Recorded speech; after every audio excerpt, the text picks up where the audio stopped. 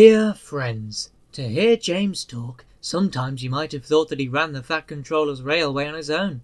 He certainly needed no help from diesels, or so he imagined. The other engines were more sensible and realised that diesels could take some of the weight off their own couplings. But now the Fat Controller tells me that James has had a change of heart.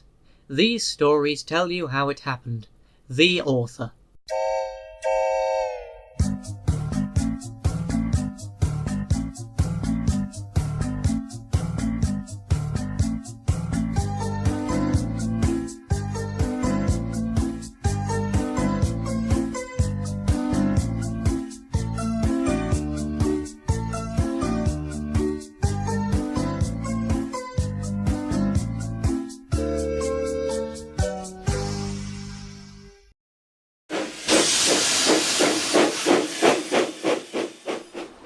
The Fat Controller preferred steam engines on his railway, but he found diesels useful because they could pull either coaches or trucks. "You're versatile," he would say to them.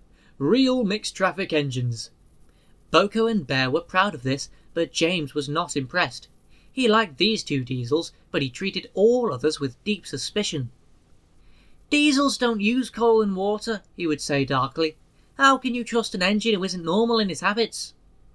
Visiting diesels sometimes boasted about how special they were. Usually Boko and Bear had to spend the next day smoothing ruffled feelings.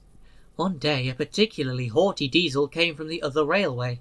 When the visitor found that he was to share the shed with steam engines, he stopped outside in disgust and refused to go any further. "Why on earth does your controller keep such out-of-date objects?" he growled rudely. "Dirty, smoky, slow things. Ugh!" He shuddered delicately. "On our railway," the diesel continued loftily, "steam engines are kept strictly in their place and not allowed on the main line without special permission." Boko, who was showing the diesel round, lost patience. "Stay outside then, if you're so proud about it," he said crossly. "I'm going to join my friends." "I hope it's cold tonight and he can't start in the morning," snorted James. "At least someone might want to preserve us. Who need him? Old stuck-up." The engines were glad when morning came. They went to fetch their trains as early as they could, and the visitor was left alone. "That's better," he purred to himself. "How can an engine rest in all that hissing and clanking?" The cleaning equipment and fuel supply were in the part of the shed that Boko and Bear shared. Old Stuck-up was so full of self-importance that he'd forgotten he would need cleaning and refueling before he went home. It was getting late when he remembered. "The shed is empty," he thought. "If I go now, no one will know I've been." He scuttled forward quickly. Too quickly. The rails where Bear and Boko had stood were oily, and when the visitor tried to stop, he couldn't. "Brake blocks and buffers! I'm slipping!" he wailed, as his wheels locked and slithered. He shut his eyes as, with a despairing whoop of horror, he crashed into the wall at the end of the shed. The diesel was not badly damaged, but a dreadful draft came through the hole in the wall. When the other engines came home, they heard the story from Douglas, who'd cleared up the mess. "Ho, ho, ho!" chortled Henry. "Old Stuck-up came unstuck, did he? I say, Boko, what is it the Fat Controller calls you?" "Versatile," chuckled Boko. "But that isn't what he called Stuck-up. I couldn't hear all he said, but I didn't think it sounded very polite."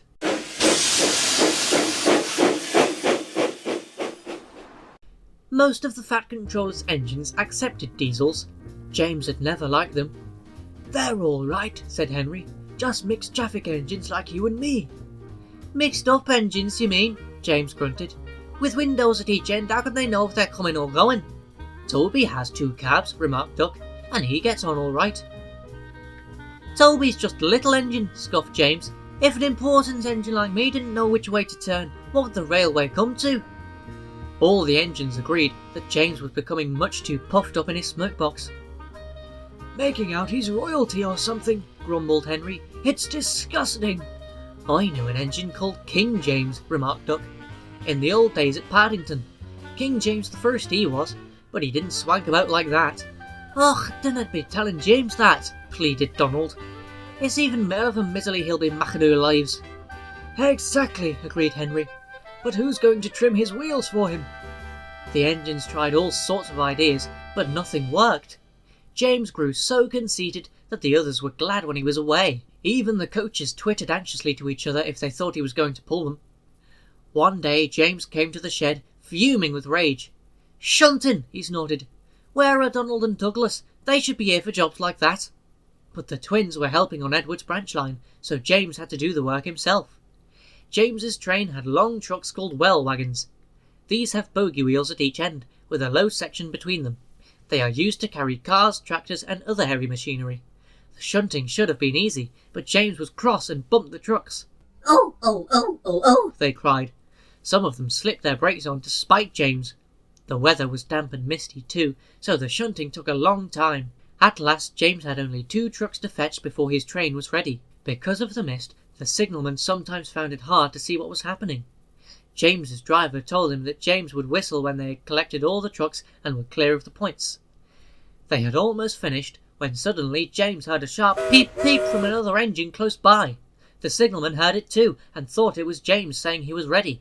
He pulled the lever, setting the points for the main line. But James wasn't ready. The points changed when one of the trucks was halfway over them. One bogie went the right way, but the other was diverted towards the main line. Before James realised it, the truck was travelling sideways between the 2 lines. A signal stood right in its path. "Stop!" Squealed the truck, but it was too late. The signal toppled onto the ground with a crash, just missing James. "That's torn it," said James's driver. "The fat controller won't like that." He didn't. He spoke severely about it, because the signal was important and its loss was inconvenient. James knew the accident was not his fault, but he was unusually quiet in the shed that evening. The others were relieved. "I suppose it must be difficult to know which way to go when you've got 2 cabs," whispered a voice. "But to go 2 ways at once with only 1 cab, that really is something." James pretended he hadn't heard.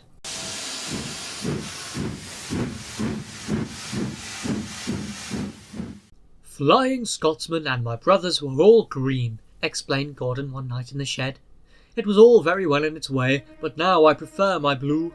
It makes me different, you see, and that's very suitable for an important engine like me." "The engines in our old line used to be blue," remembered Donald, "but nae sae dark as we are. Dougie and me never will though. We had to be black, so blue makes a nice change." "I like my green too," agreed Henry. "I'd hate to be red like James. People would think I was a fire engine." "At least people can see me humming," retorted James. "I don't disappear into the background like some engines I can mention. If it weren't for the noise, you'd need a yellow and black front like Mavis." Henry's protests were drowned in the laughter of the other engines, and he went to sleep, wondering how to pay James back. Henry was still cross the next morning. "What can be wrong? What can be wrong?" asked the coaches anxiously as Henry pulled noisily away from the big station. Do come along, Henry snorted impatiently. They had a fast run, but it didn't improve Henry's temper. He bumped the coaches when they reached the end of the line, and again when he backed onto them for the return journey. He simmered angrily while the fireman fastened the coupling. No one noticed a rattle from beneath Henry's footplate as he snorted away, and soon the train was running well. "Hurry, hurry, hurry," puffed Henry. Faster and faster they went. At last Henry began to feel better. Suddenly he heard a crack from below his cab. "Look out!" shouted the driver. He applied his brakes while the fireman scrambled forward toward the footplate. He was just in time. Both men watched in horror as a widening gap opened between Henry and his tender. Henry stopped as soon as he could. The automatic brake halted his tender and the train some way behind. "We must drop Henry's fire," said the driver urgently. "It will be dangerous to let him boil dry now that we can't get more water from the tender." The fireman agreed. "Sorry, old boy," he said to Henry. "Just when we'd got it going nicely too, but if you hadn't banged about so much, you wouldn't have broken your tender coupling." While the fireman dealt with the fire, the driver went back to tell the signalman what had happened. When he returned, he found Henry completely hidden in a huge cloud of black smoke, which billowed out from underneath his cab. The fireman emerged, choking. "Henry's fire set the sleepers alight," he spluttered. "You stay here, I'm going to telephone the fire brigade." The driver eased Henry clear of the blaze, and then Edward came to take his train. Henry felt most uncomfortable. Workmen made Henry a temporary coupling. They rejoined him to his tender, and then the driver and fireman lit a new fire and drove him gently home. Edward, who had of course seen everything, told the others. They were careful what they talked about in the shed that night. As for Henry, he was touchy on the subject of fires for some time afterwards, but James was quick to notice that from then on, Henry stopped making rude remarks about the colour of fire engines.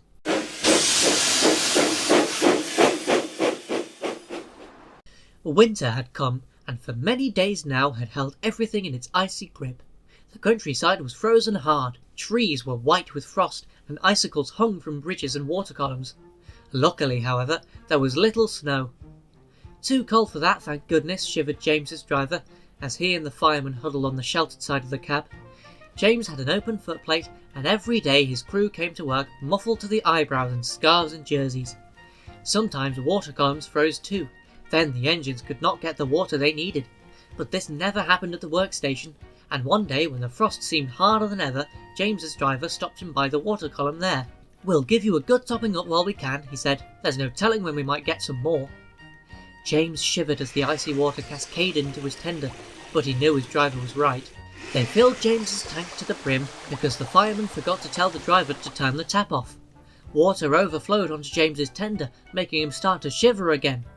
"Right," said the fireman, jumping down to the footplate. "Let's be off. I want to warm myself up shoveling coal." "We can't go yet," laughed the driver. "They haven't finished loading the luggage van." "But I wish they'd hurry," grumbled the fireman, blowing on his hands. "I'm frozen from standing on that tender."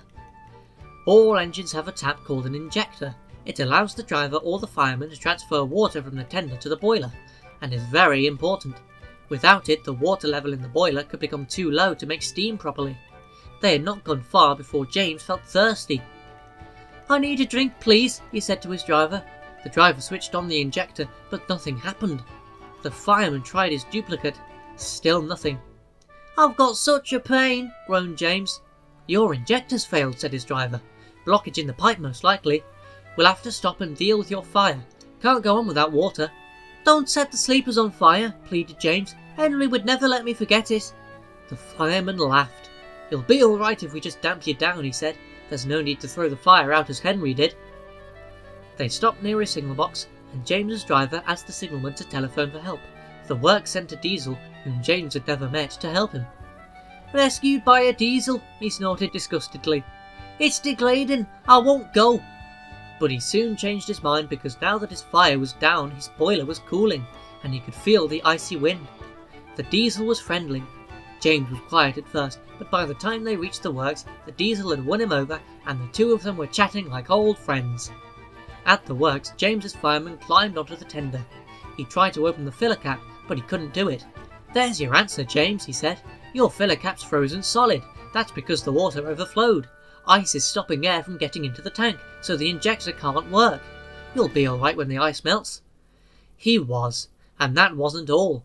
Thanks to his new friend from the works, even James now admits that diesels can be useful engines too.